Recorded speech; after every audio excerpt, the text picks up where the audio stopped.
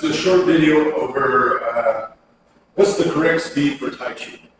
And I thought about a simplified way to share this. And there are many different versions of Tai Chi. And whether they're classical or contemporary or competitive, there are different speeds for them. Okay? And a lot of people just see some of the, we'll say, the contemporary or competitive forms that were created for competition, or some say they're just for health. Like something like the Yang 24, right? It's made in, I think, 1956 or 57, and a lot of people teach that in their school, and there's probably, I don't know how many dozens of different variations on that form, right? And how somebody might would share it, to others. Classical stuff, there is fast forms and slow forms and really low forms, and forms with leg type movements and force movements. Or you look at something like Chin style, and it has slow moves and fast moves and moves with force. So there's all these variations, but a lot of people here in the US, maybe not as much as they used to think that way, but everybody thought that, well, Yang Tai Chi, that is the only way to do it. And even within the Yang stuff, if you look at not the modern or contemporary stuff, or the things that were created after Yang Chen Fu, and then in the 50s, the beginning of we'll say the sports commission forms from the Chinese government, which a lot of people do those forms and never even really know that that's what those forms are from. But that's when we'll say with Yang Chen Fu, that's when a lot of that was kind of like the inception of doing the form, we'll say, slower, and with a lack of jumping moves or with force moves in that system, right? And that kind of spread, based on people like Chen Man Ching and others like that coming here to the U.S. and sharing Tai Chi. But, with the advent of the internet and with YouTube and other stuff like that, you can see all of these different variations of Tai Chi. Even with Yang, older Yang, like Yang Ban Ho style, there are large frames and narrow frames and fast frames and slow frames and knee lifting frames, all these different variations. And me personally, I really like that. As it relates to the speed, if someone tells you that, let's say competition, they have certain time frames for certain lengths of forms, and they want you to hit as close to that time frame as possible because it's a competition, and they need it uniformity. That's one thing, and I understand that completely. But for someone to tell somebody that you have to do the form in 20 minutes, or you're just not doing it right, that is that's pretty dead. And why do I say that? Because to me, I see Tai Chi as a natural thing. Yes, I should have it in my mind, right? Be mindful about the idea, okay, I'm going to do this form fast, or I'm going to do this form slow, or I'm going to do this form with a varied speed with force, or with a wide frame or a narrow frame. You get what I'm coming to. So by doing that, based on your age, your physical capacity, your comprehension skills, all of these different variants, you're going to do the form at a different rate. And that's natural. Meaning, like, say, if I do this one form and I do it and I don't have this in my mind that I have to do it at this speed, right? If I say I'm going to do it fast, I don't have to say I'm going to do it fast and I'm going to do it in 5 minutes. Or I'm going to do it slow and I'm going to do it in 15 minutes.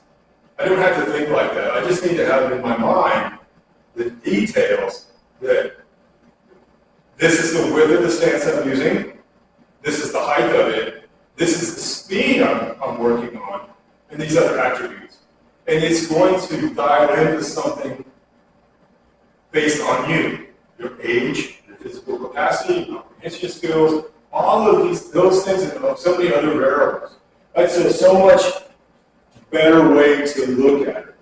Now, what I'm getting at, I'm not doing it slow to do it slow. I'm not doing it fast to do it fast. I'm going to use this rate of speed with these other attributes and see how it affects my body's stability, the structure of it, how well I can balance, and how quickly I can move my feet, or how slowly I can move my foot to place it somewhere. If I think like that, it just makes it so much better. Again, competition's one thing. Maybe it's a certain lineage, and they have this expectation that you do it in this time frame. I get that, but the average person, that shouldn't even be on their radar. Now, if you're going to go compete, that's one thing. Or just because that group over there does it at that speed, and they say that that's the right speed and everything else is inferior, don't buy into that. Again, Tai Chi should be a personal expression of your mind and your body's connection. That's my personal opinion. And that has nothing to do with esoteric ideas or metaphysics or anything like that. But this is the routine that I'm doing. This is my age bracket. This is my weight. Like, as an example, you've got a guy that weighs 260 and another guy that weighs 140. They're going to move differently. Even in competition, if they were sparring each other, right? It's a big difference, but you get my point. They were sparring with each other. The 140-pound guy is going to be more agile and faster and cleaner with his moves in some ways. The bigger man is more than likely going to be slower, potentially, but based on his mass and his size, he should be able to generate so much more strength and force, right? So it would stand to reason, right? If you're doing this routine that this person is this age and build, and they understand this way, and this person is this age and build, and they understand this way, then it's going to be different. The generalized speed of it. So to me, I think it's best. Is there a right speed for Tai Chi? I don't really think so. I think that there's a right speed for you. And in the beginning, you may need to do it slow, and then you experiment with doing it faster, or you experiment with doing it with force, or you experiment with doing leg skills, these different attributes. Then somewhere along the way, all of those things are going to merge together, and you're going to have something that you understand, not just memorize, but you understand, and these different attributes that you feel are most important to you, you're trying to apply those, and at this rate of speed that you want to apply that. Now, if you're 30 and you're doing that, and 20 years later you're 50, that's probably going to change. Or if you're 50 now and you're doing it at 70, it's probably going to change. And there's nothing wrong with it. That's natural. Things change. If we try to hold on to something in one way, it can only be this way. Somewhere along the way, parts will break down.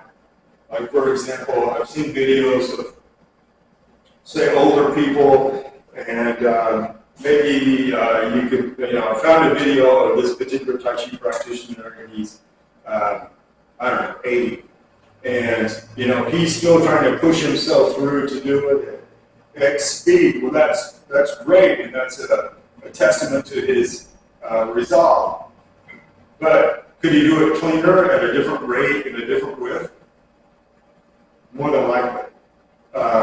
No. So if that kind of makes sense what I'm getting at. And a lot of the classical Tai Chi is, if you look at the rate of it, it's not really gauged on how slow I can do it, but on the movements being defined and clean, with all of the detail points, and it usually takes a lot less time, like maybe as much as half. The only reason I see you do the form super slow is if you're trying to do it as a meditative practice, and there's nothing wrong with that. But to me, I would rather have that in my mind.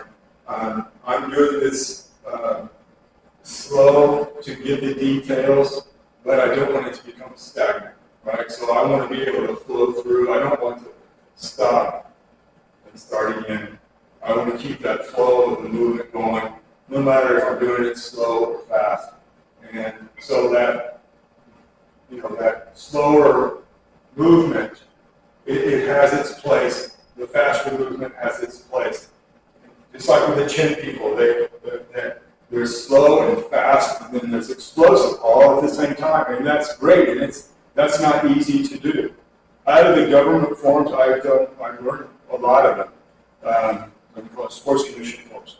To me, I really like the mixed forms, where they integrate these different family styles together. So, but again, those forms are not traditional. They're contemporary, and there's nothing wrong with that. But if you're gauging what you're doing based off of those, be sure that you understand that's where they come from and that they were designed for competition. If you're doing it super, super slow, why?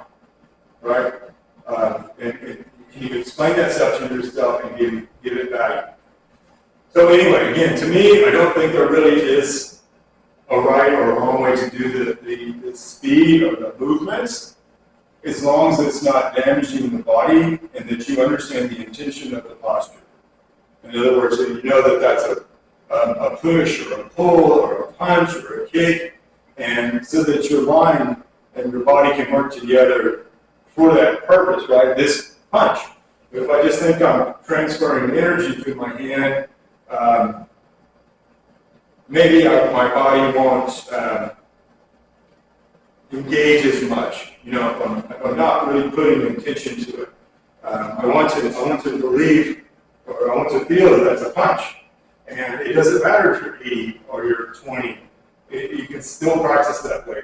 I don't know why people think that because somebody is older, in their late 50s, 60s, 70s, that for some reason they're made out of glass now, and they have no inclination of wanting to know that this is a punch or that's a pull. They should know that too. It helps to stimulate the mind in the body. So to me, I feel Tai Chi should be done in a natural state. Yes, I have these thoughts of the speed or how I'm going to execute the movement, but I shouldn't force myself to do it at X time. The other side of that, an older person that has been doing Tai Chi for a short period of time, and maybe they came at first and they had a really narrow gait, and maybe, this was weak, and now the hip flexors are stronger and the core is stronger, and they get that foot out there, and they've been doing the form at a slower, more methodical rate. And then you kind of push them, right, to, all right, you've developed this level of stability, let's move a little, let's put that in our mind to move faster, right? And they start doing the move at this quicker pace. What are the two big things that we need as we age? The two things that are the struggle, strength and mobility, right? And then the variants that go along with that. So if they come to Tai Chi and I just keep moving at this slow pace, well, they're doing that anyway in a lot of situations, right? Let's invigorate the person, help them to get those legs out there, move and turn and lift the leg. But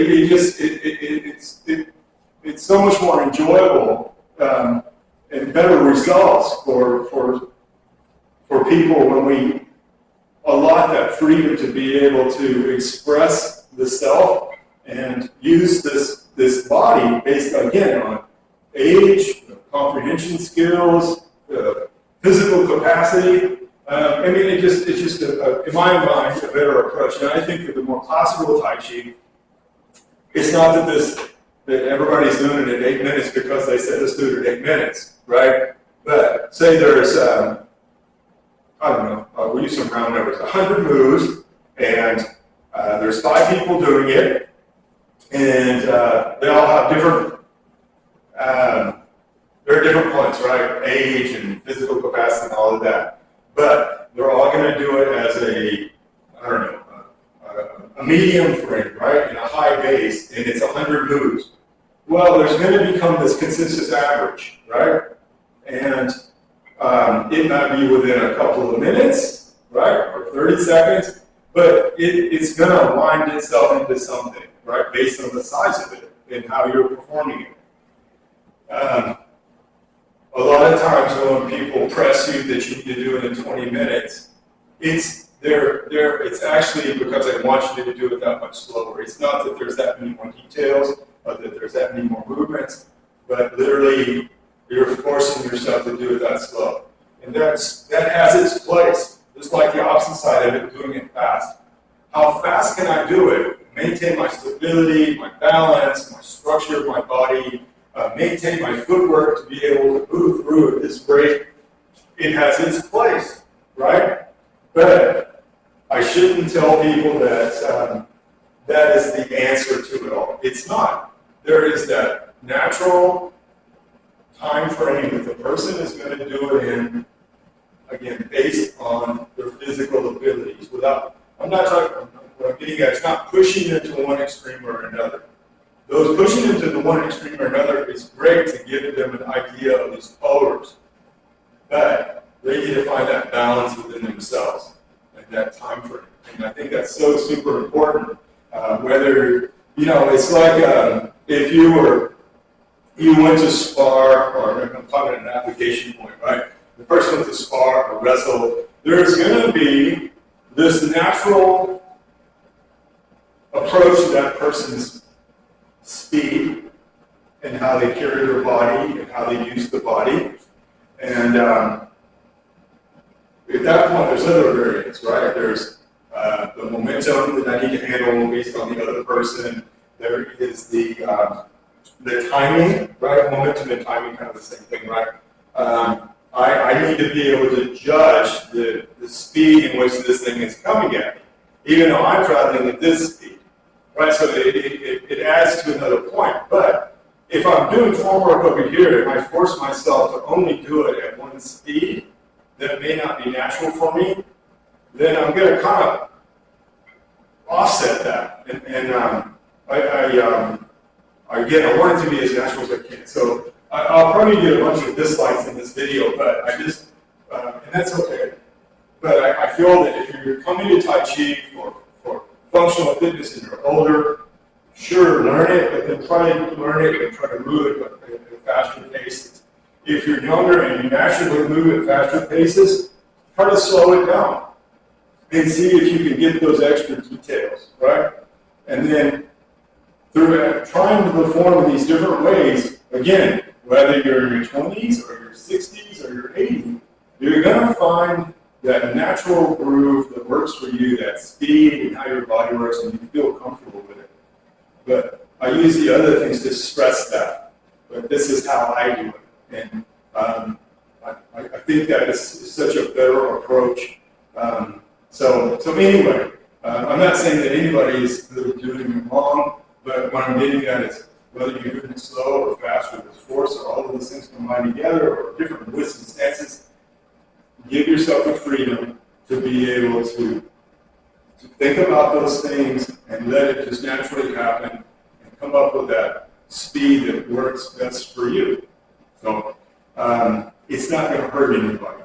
And as long as you're not doing anything to damage your joints or your body, then there's nothing wrong with that. And that natural rhythm for doing form work, if you're young enough and you want to do sparring and wrestling, you need to figure out what that is for yourself, right? That's when we do, you can say shadow boxing, right? Or that's what forms are like in a sense, or line drills.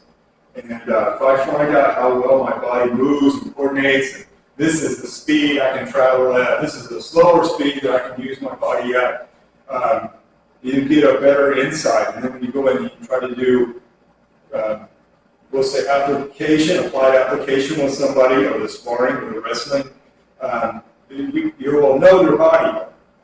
And so anyway, I hope that makes sense, and thank you for watching my video.